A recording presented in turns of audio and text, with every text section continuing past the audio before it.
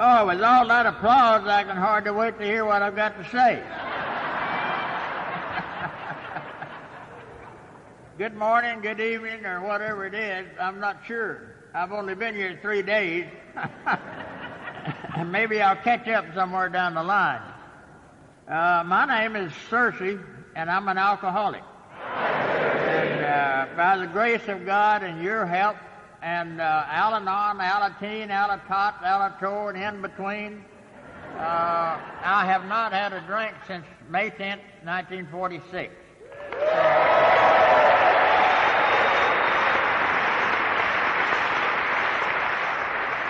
The only reason I mention the length of my sobriety is because I'm damn proud of it. That's the only reason I mention it. If we're not glad to have whatever we've got in sobriety, well, we don't deserve it. If we're not grateful for every minute and every hour of sobriety that we've been given by the grace of God, we don't deserve it. But my boat's loaded with gratitude to all of you people who've stayed the course and are here sober today. And thank God for you. You know, repetition confirms and strengthens habit, and faith comes naturally. I've been talking ever since I got here. And this is the first time I've had baptismal services in a Lutheran church. But I'm a recovering Baptist, you know. So I hope they don't kick me out of the church. I hope the hell all these guys have been carrying the message up to whoever's at the stand. I hope they bring me something to say. Keep plugging in.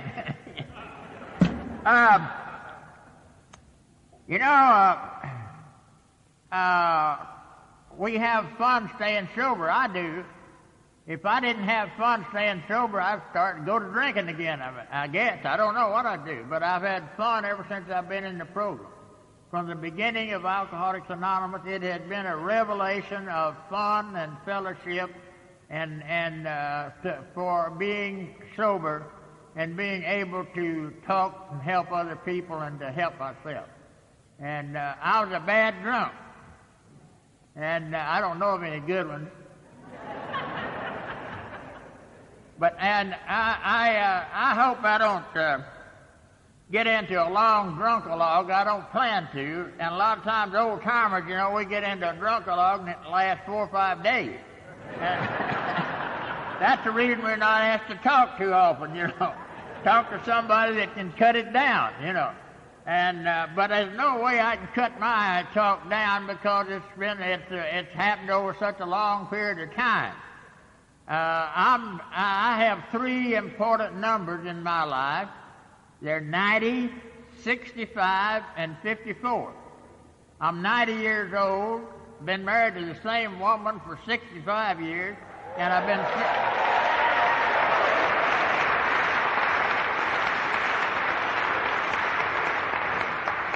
been sober 54 years.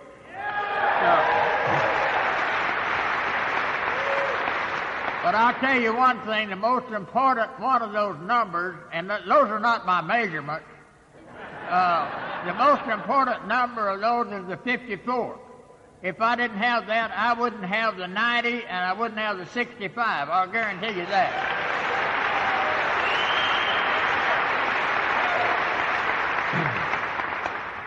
And I in this position, and ordinarily old Smitty, Dr. Bob's son, and I travel a lot and go around spreading the disease over the country. And I always talk after him because they let the Al-Anon talk first usually and then the AA. And they turned it around here, so I'm going to have to watch what I say. He's going to follow me up, and I don't know what the hell he'll tell you about me. I have no idea. But let's remember this, that Bob is the only living human left in God's world that was there when we started. The only one left.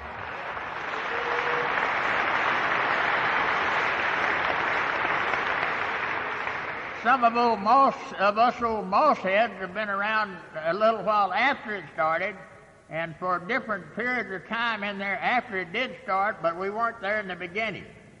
And my cup runneth over.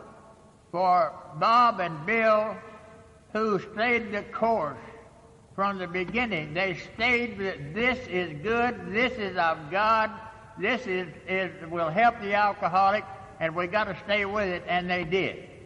Thank God for them staying the course. They saved our lives.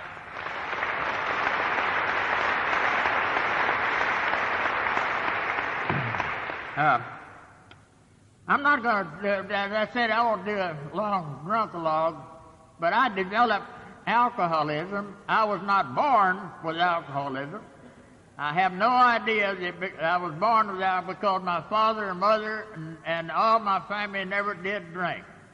Not at all. They were Baptists and missionary Baptists, and they didn't drink like Methodists and Catholics and all those people.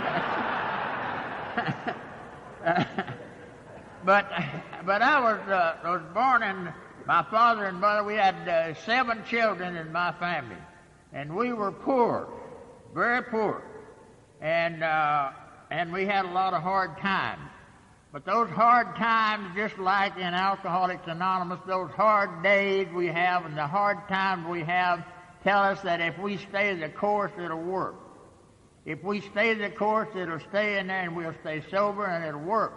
And my father and mother, they stayed the course, although on that old farm we had very little income, and a lot of hazards, a lot of bad things. And we prayed to God that it would rain so we'd have a crop and something to eat from week to week. If you're not as close to God as you once were, make no mistake about who moved. And if you never were close to Him, make no mistake about who should move. Without the power greater than ourselves, we would not have Alcoholics Anonymous. And I'm not going to preach to you about religion because I don't know anything about it. And I am a recovering Baptist. I still don't know anything about it. But I can tell you that spirituality is the reflection of godliness in the channels of human living. It is what we aspire to be. It's what we would like to be. It's what we want to be. But we're not there. We don't seek perfection. We seek progress. And we've got it. I want to tell you a few things that, well, anyhow, on my road to alcoholism, as I said, I was not born an alcoholic, but I set out on the course to become one, and I did by doing these things that I did. And as a result, I became an alcoholic. I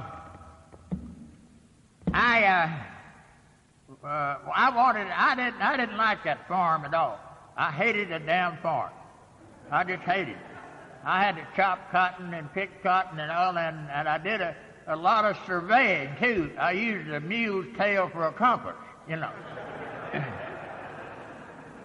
So I finally got off that farm with an old aunt of mine who lived in a little city close to us, and I could stay with her and have room and board and work in a drugstore and finish high school. And the day I finished high school, I went to Midland, Texas to play semi-pro baseball in the old West Texas League. And it was a pretty good league. We had big oil companies out there and big motor companies and big corporations that sponsored players. And we had to play baseball on the weekend, but we had to work during the week, doing something. We were supposed to work. And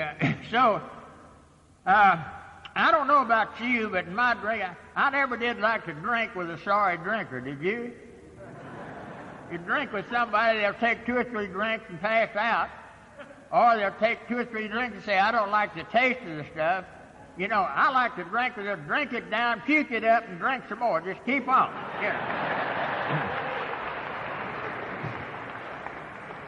I'm amazed a lot of time at the waste of money that is about alcohol. My wife will once in a while order a grasshopper, whatever that is. Got salt all the way around the top, and she'll sip on it, and then when you get through eating, it's still there. That's just a waste of money, you know. Why the hell, drink it down and order up 3 or 4 more, you know, and get more. Drink it. Anyhow, I set out on the course to, alcohol changed my life from being ugly, and look how I've improved.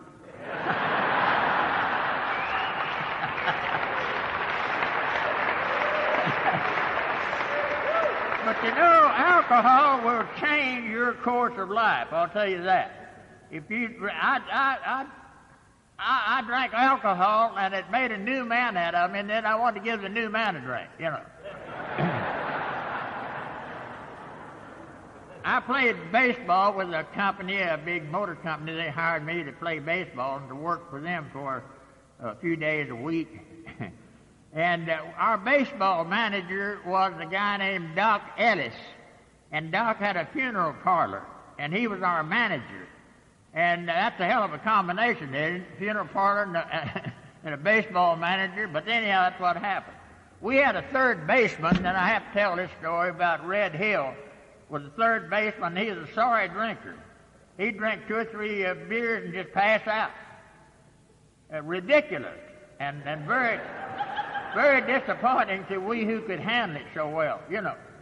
And so anyhow, we had, I'm sure, lost the foot of the game that Sunday night, but we were back at the funeral parlor and drinking beer. We drank home brew. Now, home brew, I don't see very many home brew faces here, but there's a few. And what home brew was, it was macaroni and cheese, spaghetti, and I don't know, but it was fermented and it'd make you drunk. I know that. And they called it home brew. At the funeral parlor after this game, this Sunday, Red Hill had a couple of beers and just passed out on the funeral floor. And we decided, we who had so much knowledge and about able to drink, we decided we'd get even with him. It was very, very embarrassing. And we picked him up and put him in a casket. And we folded his arms and put some roses around on him here and there. You know. And we stood back to see what his reaction would be. And finally, Red aroused a little, and he felt of himself, and he felt the side of the casket, and he looked up and all around. Then we heard him say, "If I'm not dead, why am I here? And if I am dead, why do I have to go to the bathroom?"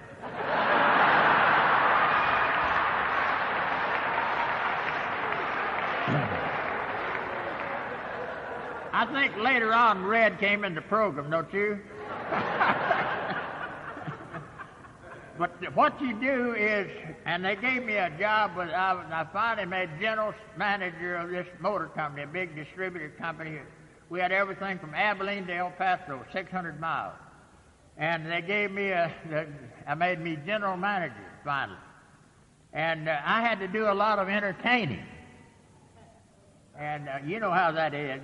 You don't want to disappoint your customers. And I entertained the hell out of them. I really did entertain them. And I always had plenty of booze, and I always drank plenty so that I could transfer my wisdom and knowledge, and alcohol helped me do that to them. And so you follow a pattern of things you want to do, and it suited me exactly. That's what I wanted to do, because alcohol made me unafraid to dance and be the best dancer or to be the best salesman, the best sales manager, or whatever it was. Alcohol was doing it, I thought. And in your development of alcoholism, you keep on drinking and drinking and drinking, and then you start drinking for a different reason.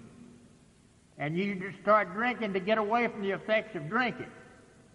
And if you do that long enough, you follow that pattern, it gets worse and worse if you have that X factor in your life, and I had it.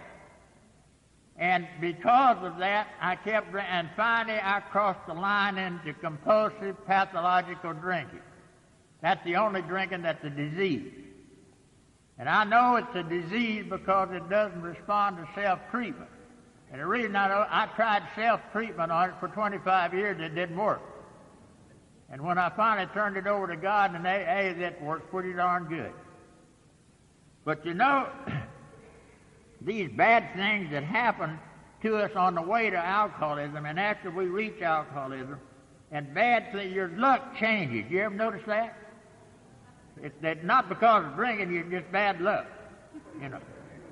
And so, then you start losing jobs, and I started working for narrow-minded employers.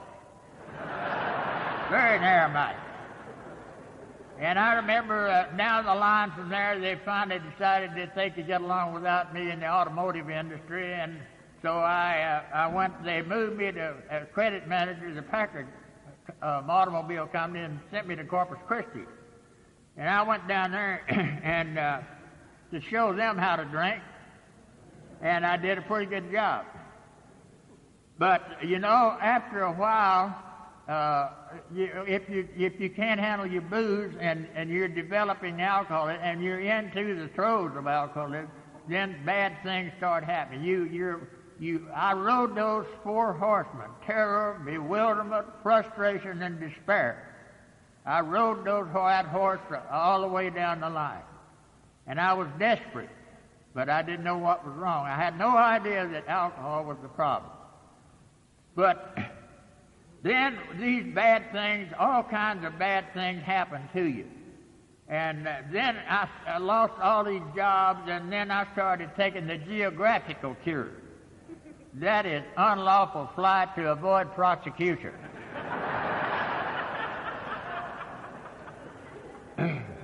And a lot of those things I lost on account of my belief. I got to believing other people's things were mine. And fear set in. Fear of all kinds, no faith.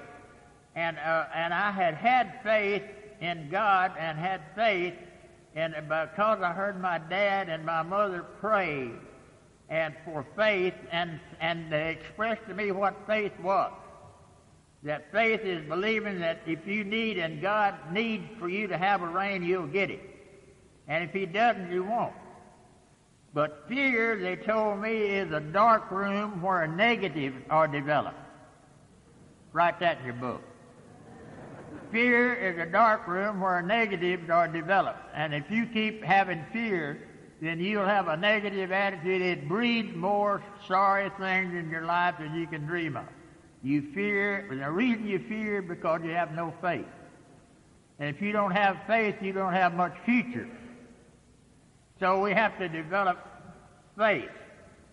And I only did that when I came into Alcoholics Anonymous. I never really had faith. So, anyhow, I went into service. First, I got out of jail in Corpus Christi and went to Dallas, and I went to work for a defense plant. We built bomb doors for planes, bombing planes. And, you know, alcoholics are shrewd. We're smart as hell about observing people and what their capacities are and what they can do and how they can do it. And they had me observing those people working in there and what they did and was it paying off. And with all my knowledge and everything, I observed that we were going to lose the damn war if we didn't get rid of those sorry people in there that were trying to build bomb doors. And so I volunteered and went into service. And I was 33 years old, and I've been drunk 20 of those years. And I was not in very good physical condition. They ran my tail off day and night, my tongue out, and I just had a hard time getting through basic training. But I got through that, and anyhow, about 11 months later, after I had made corporal, and they put me in charge of a platoon to go down to the frontier days in Cheyenne, Wyoming, and I sent my platoon down there and dismissed them, and I went down to a hotel and stayed there 3 or 4 days. And the service took a damn view of it. And they dismissed me after about 11 months. They decided if they were going to win the war, they better get rid of me, and that's what they did. And when they got rid of me and I came back to Dallas, I was given a job with a large automotive company out of Toledo, Electric Autolite Company. And they gave me 5 states to travel out of Lubbock. And they moved me from Dallas to Lubbock. And anyhow, the short version of this story is that the company knew I had a drinking problem. They didn't know how bad. But on a day, I had a terrible hangover, and the fellow I was traveling with, his car broke down, and I told him to get it fixed, and I'd go back to the hotel. where we were staying, and the reason I did that, see, we alcoholics were wise. There was a liquor store between there and the hotel. And I went by and picked up some refreshments. And went down, and in front of the hotel, I ran into the guy that would help me come into Alcoholics Anonymous. His name was Bob Skimmerhart. He and his mother owned a big oil company in Tulsa, Oklahoma, and we did a lot of drinking together. And he was a sorry drinker, too.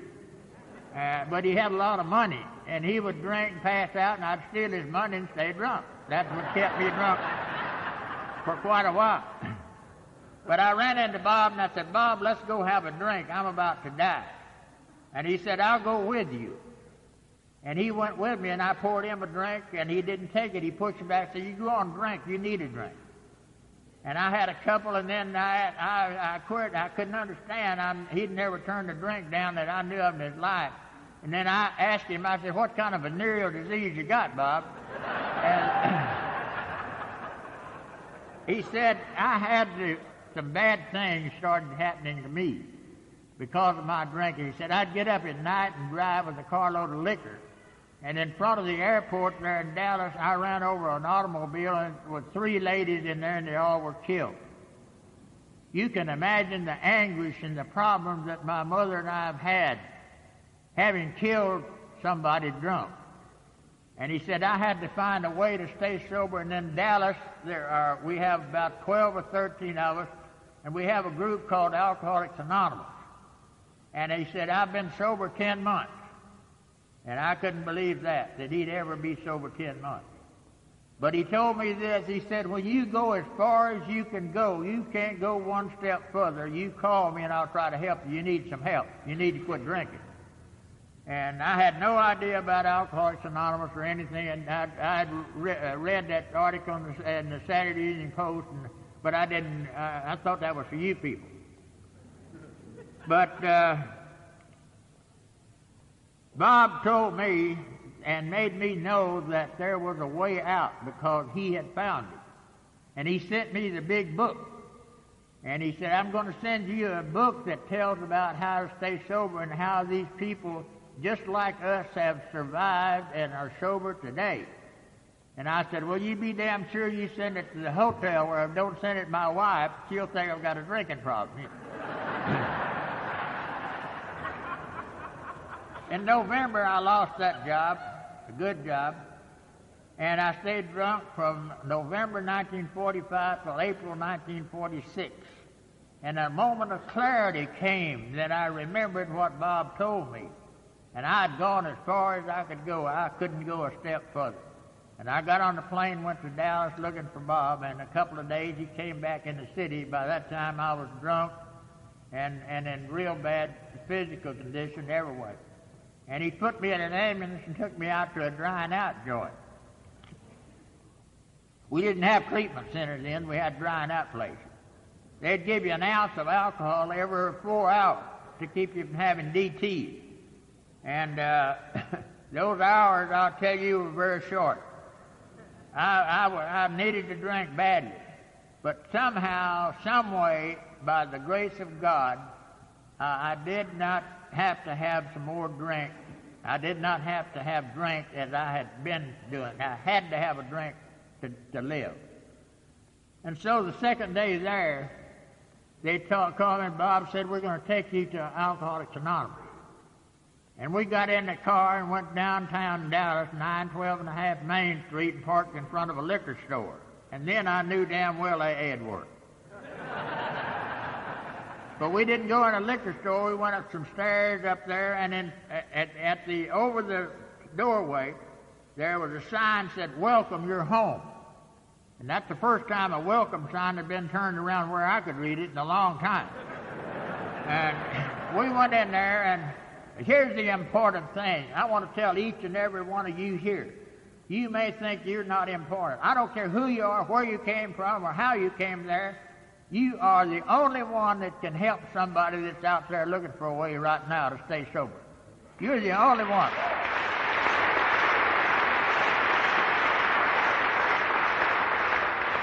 I've heard them say, I don't know much about the program. I haven't been in very long. I don't know anybody I can help. You can help somebody. Tell them your story, what happened. Every single one of us, and it's our responsibility to stay sober in order to help somebody else stay sober and save their lives as our lives have been saved. And we're responsible. I'm responsible to stay sober. How? Because they gave me a way not to drink. And I couldn't imagine ever living life without alcohol. What the hell would you do if you didn't drink? I couldn't imagine.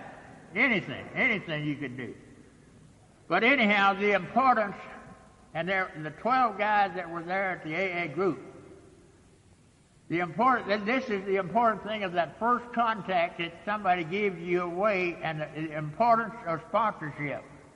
This guy, Burl McInerney, was probably the only one of the 12 that would take the time and would tell me exactly what to do. And he said, "Do you believe in God?" And I said, "Yes, I believe in God."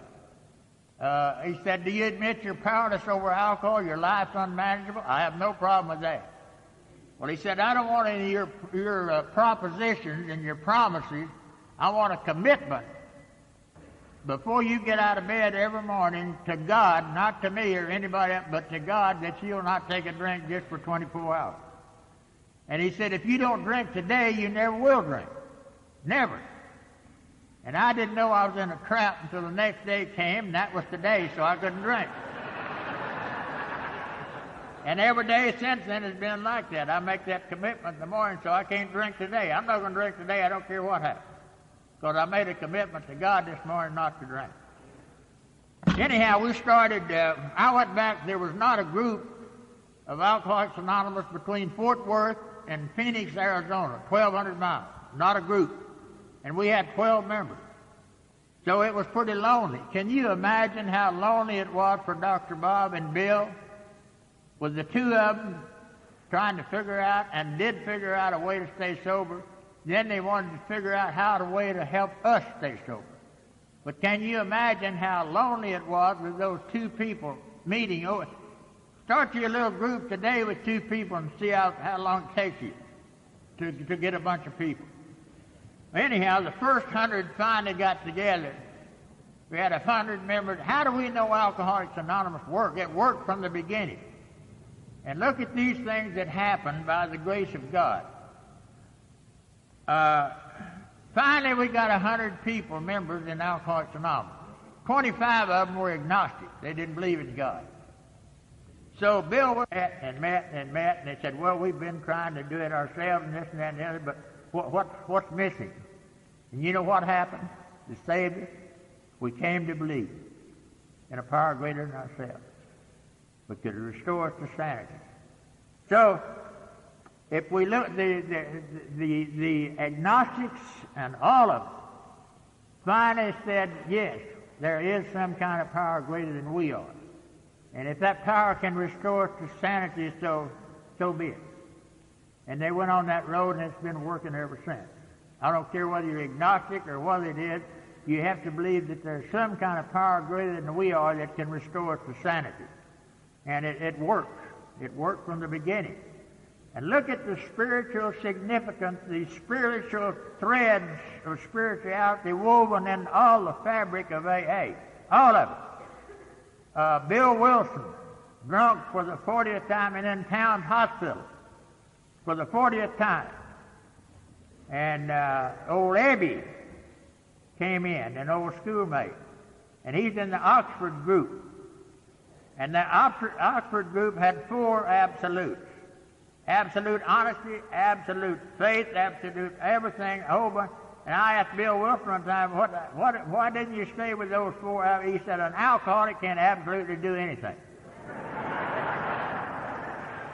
But he said, we can be shown how to accomplish something, and we can do that if we're shown how, but not absolutely. So, what they did, Bill asked Abby, he said, what's this religion you've got? He said, well, it's not religion, really. Well, he said, what's the bottom line? What do you do to stay sober? You're sober. And he said, we trust God, clean house, and help others. And of all the literature we have and all the books and everything and all the knowledge we have today, still the bottom line is trust God, clean house, and help others. It's still the same.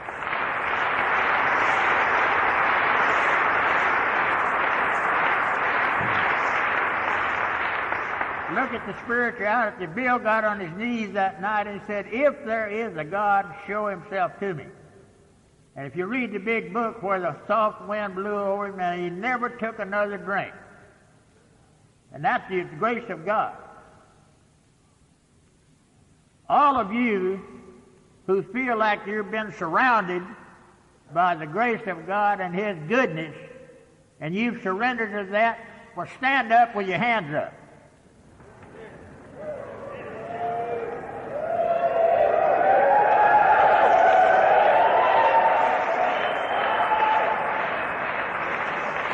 And that's all of it.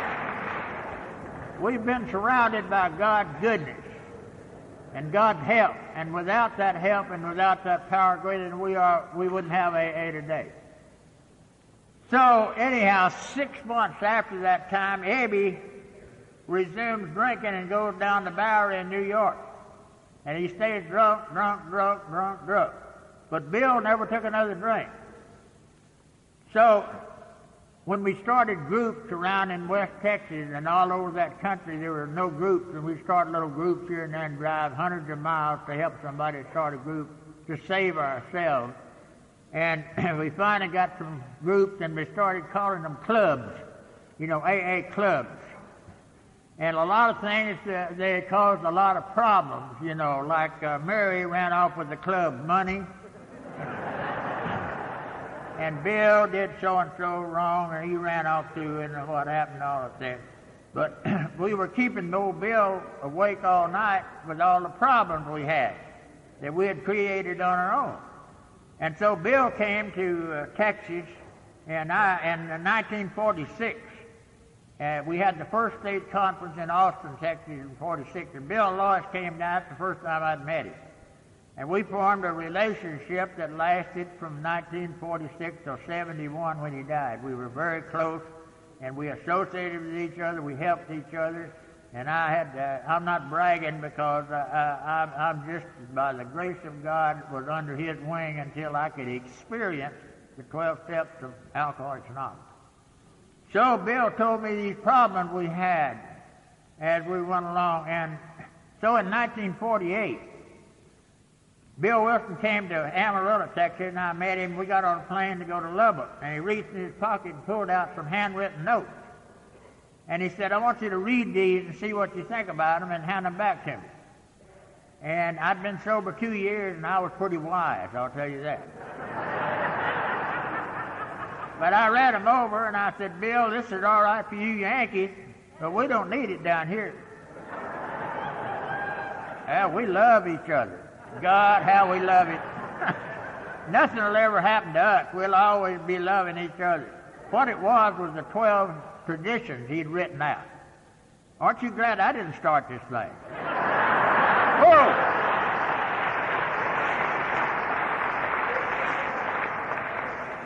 Here's what happened. In 48, then I didn't think we needed it, and I didn't see any reason for it. 2 years later, by the grace of God, I'm still sober by my association and help from Bill Wilson and others, of course. These things started to happen, and unbelievable, and by the grace of God, they started to happen. So we formed groups, and Bill would come down and help us start groups and help us this and that. And we had a lot of help from a lot of people, especially Bill. He likes to come to Texas for some reason. I don't know why. Anyhow, we spent a lot of time there. And by 1950, I had become aware that we needed the 12 traditions. And I had become aware that we damn sure needed them badly. And so in Cleveland in 1950 at the International Conference, the first one, I was there. And Bill and Bob had me up in the room scooting me on how to get vote. We were at 2:45 that afternoon. We were going to vote whether to adopt or accept the 12 traditions. And we wanted to be sure it would pass. And so Bob and Bill schooled me on how to get votes, and I was down in the audience. We had a big crowd there, about as many people as you have here at the First International. I hear people say, I'm thrilled, I'm excited. I've never seen anything. People here the first time. We were just as excited with 5,000 or 6,000 in Cleveland as you are right here with 100,000. Just as excited, because there's something tells us this thing works. This is unity. This is what it's about. And we're thrilled and excited about it. So, Bill helped us start groups all over that country. And they were started right, and they stayed on the right course so long as we stayed with the 12 traditions. But I'll tell you, some of the early, we made some mistakes. Yes, we did. Believe it or not. In spite of the 12 traditions, I always made some mistakes. But we talk about the 12 steps of recovery. I'm going to tell you 12 steps of how not to recover. You never hear that, do we? We hear how you recover. Now, here's how not to recover if you'll follow these 12 steps. This is what we did. We admitted we were powerless over nothing, that we could manage our lives perfectly and those of anyone who would allow us to. We came to believe there was no power greater than ourselves and the rest of the world was insane. We made a decision to have our loved ones and friends turn their will and lives over to our care, even though they couldn't understand us at all. We made a searching and fearless moral and immoral inventory of everybody we knew. We admitted to the whole world at large the exact nature of everybody else's wrong. We were entirely ready to make them straighten up and do right. We demanded others to either shape up or ship out. We made a list of all persons who had harmed us and became willing to get even with all of them. We got direct revenge to such people wherever possible, except when to do so would cost our lives or at least a jail sentence. We continued to take the inventory of others, and when they were wrong, promptly and repeatedly told them about it. We sought through bitching and nagging to improve our relations with others, as we couldn't understand them at all, asking only that they knuckle down and do things our way. Having had a complete physical, mental, emotional, and spiritual breakdown as a result of these steps, we tried to blame it on others and get sympathy and pity in all our affairs.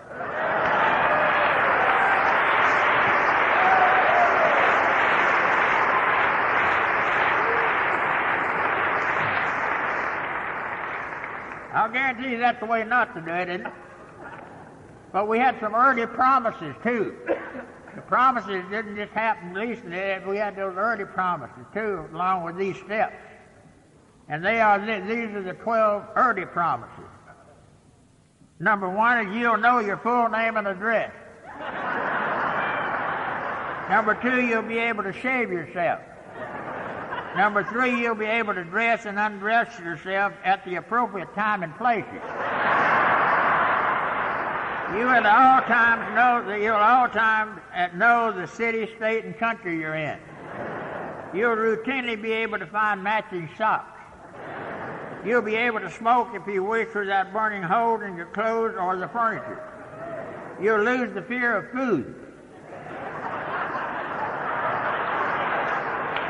You'll spend less time in the bathroom. You'll be able to walk a straight line and pass the balloon test. You'll lose the fear of police cars in your rearview mirror. You'll be able to answer the doorbell without looking through the keyhole first. You'll realize what a mess you've been and thank God for AA and Al-Anon.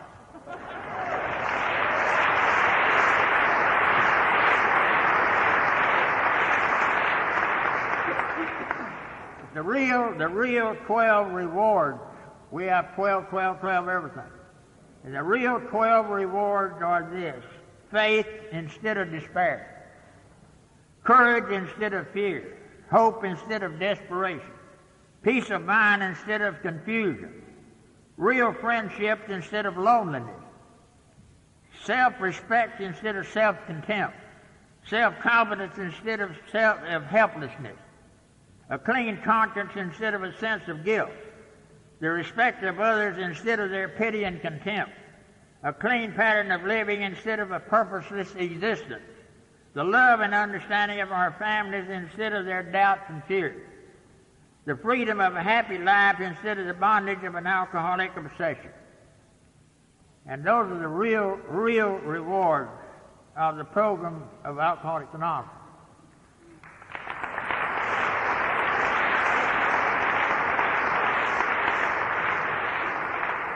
Let's look back and see how some of these things happen. Those threads of spirituality and how they happen. 6 months after Abby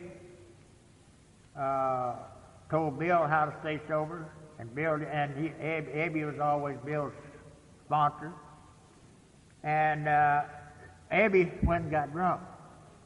He stayed drunk on the Bowery for 9 years. And in 1953,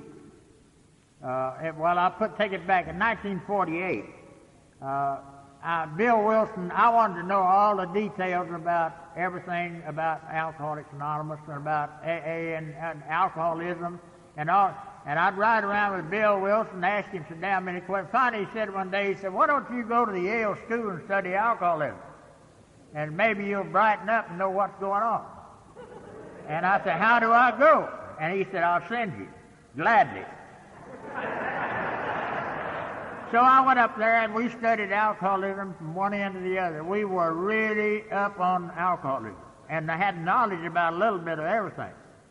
And we had some dear friends that really helped us over the years and helped alcohol, especially the beginning years.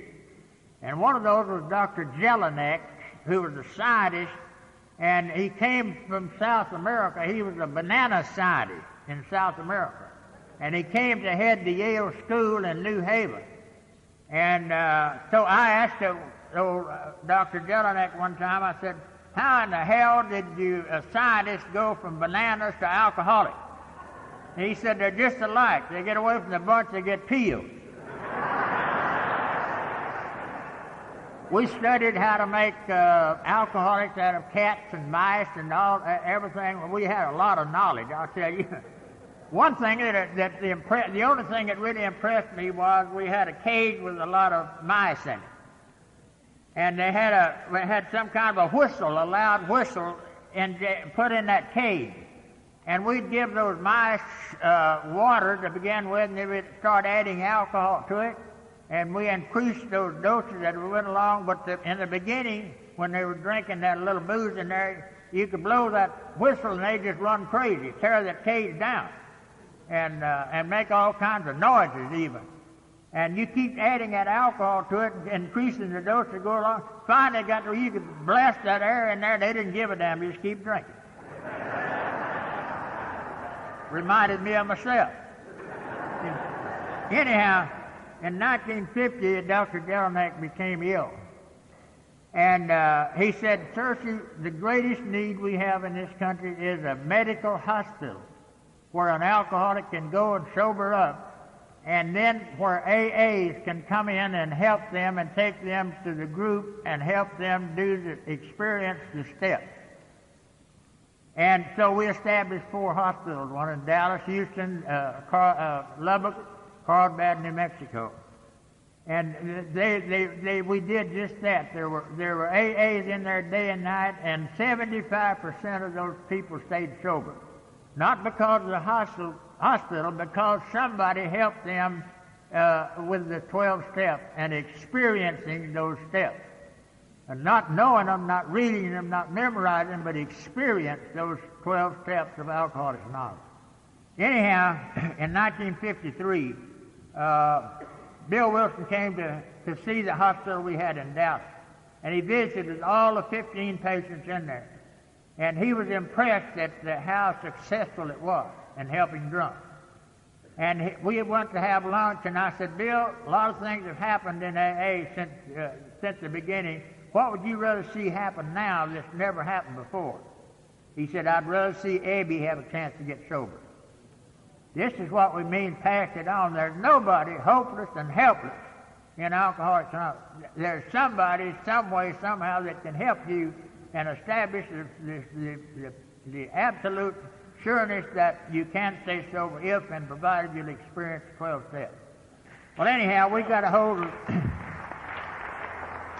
We got in touch with Abby finally he's down on the Bowery in New York and been drunk there 9 years. And we finally got with some whiskey and stuff like that, a round-trip ticket to promise to come to Dallas and sober up.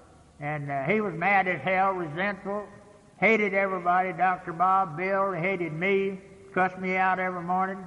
And I listened to that. He was a cantankerous old rascal. And his room was right across from my office in the hospital. And he'd come over and cuss me out in the morning, and he'd take Bill in the afternoon, Dr. Bob at night. You know, he'd take time out. But anyhow, after about 6 weeks, I told the nurse in there to get him ready, and I called Bill Wilson. I said, I don't believe we're helping Abby. He's not getting sober. He's sober, but he's still got a bad attitude. And so Bill said, stay the course if you can still put up with it. Go on and do it. And we stayed the course. And I asked a nurse in there who was a member of AA, an RN, one day. She came in and said, I believe I see some improvement in Abby. And I said, well, I don't see any at all. And the fact of the matter, he's going to ship out pretty soon. I left, was out of town for about a week, and came back, and this nurse came in and said, I see a little different attitude in Abby. And those that went on, finally, a week later, he came in and he said, where are you going? I said, I'm going to the AA group. Well, he said, can I go with you? And he went over there and visited a while. The next day, he went and stayed all day. And every day, the weeks thereafter, he went over there and stayed. And then about 6 months from then, he went on a ranch out in West Texas where he didn't know a damn cow from a horn. And stayed out there and stayed sober 3.5 years. And then he helped, there was an RN, a nurse that worked in the hospital who became addicted to drugs. And she was bedridden, and Abby stayed with her for 2.5 years, didn't take a drink, waited on her night and day. And when she died, he got drunk. But he stayed sober most of the time and let your people know who are in doubt, he was sober 2.5 years when he died up in upper state New York.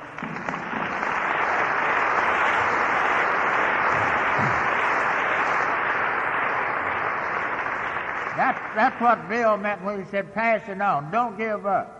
And a lot of things, I see a lot of people work with a lot of people, and you finally come and you say, they don't want to get sober. How the hell do I know? I'm just saying it. But you look down the line, you see them later on. I've seen some of them here in this congregation that I didn't think would make it, and here they are sober. And I'm damn glad of it, and that's the way it works. There's nobody helpless and hopeless in this fellowship. It just works. I want to give credit for those old-timers that before me and on back there that paved the way and made it possible for you and I to be here today sober. And one of them is Sybil Corwin, her mother.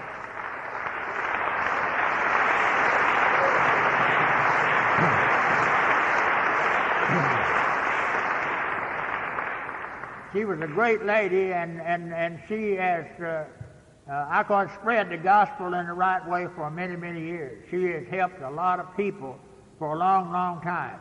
And the only thing that I regret about her is that she's got more sobriety than I do. Well, as I told you, I finished high school in Stamford, Texas, in 1927. And I went to school with a guy named Stuart Hambling. Some of you, especially the older ones, and maybe some of you remember some of his songs, like This Old House, and a lot of other. He went to Hollywood and he wrote all of the spiritual songs and the religious movies for years. And he became an alcoholic. And he called me, wanted me to be his sponsor. And I said, yes. And I said, only if you'll promise me one thing. You wrote a song one time that I believe you wrote it for Alcoholics Anonymous. And he knew that I'd been sober for a while. And don't leave, I'm not going to sing it. But it goes like this, and it does apply to what I think the Alcoholics Anonymous. The chimes of time ring out the news, another day is through. Someone slipped and fell. Was that someone you? You may have longed for added strength, your courage to renew. Do not be disheartened, because I've got news for you. It is no secret what God can do. What He's done for others, He'll do for you. With arms wide open, He'll pardon you. It is no secret what God can do. There is no night, for in His light you'll never walk alone. You'll always feel at home wherever you may roam. There is no power can conquer you while God is on your side. Just take Him at His promise. Don't run away and hide. It is no secret what God can do. So we're gathered here with a certain amount of time to talk, and this is the third time I've talked here, and all I know is what happened, and all I know is that it works, and all I know is that it works good, and I see it by the 100,000 people here. And I leave you with when I challenge each and every one of you, regardless of where you are, where you came from, what you do, or anything. I challenge you to this, that we abandon ourselves to God as we understand God. Clear away the wreckage of the past. Admit our faults to our fellows. And I have no doubt in my mind that all of us, some way, somehow, somewhere, will meet again. And until then, God bless all of us.